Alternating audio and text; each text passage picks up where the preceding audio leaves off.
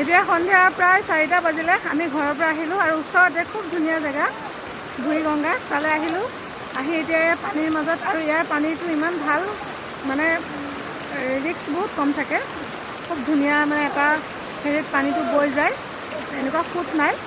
দেখিছে চাগে পানীৰ সোঁতটো ইমান নাই আৰু পানীও কম, আঁঠুৰ তলতে হয়।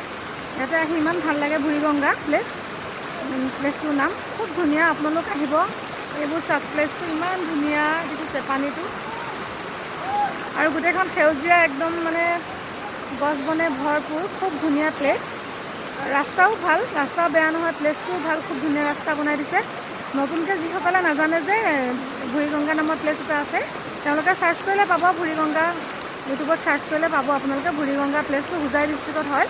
খুব ধুনীয়া প্লেচ, আপোনালোক আহিব, খুব ভাল পাব। আৰু ল'ৰা ছোৱালী লৈ আহিলে গৰম দিনত খুব ধুনীয়াকৈ গা পা ধুব পাৰিব। আৰু এতিয়া পানী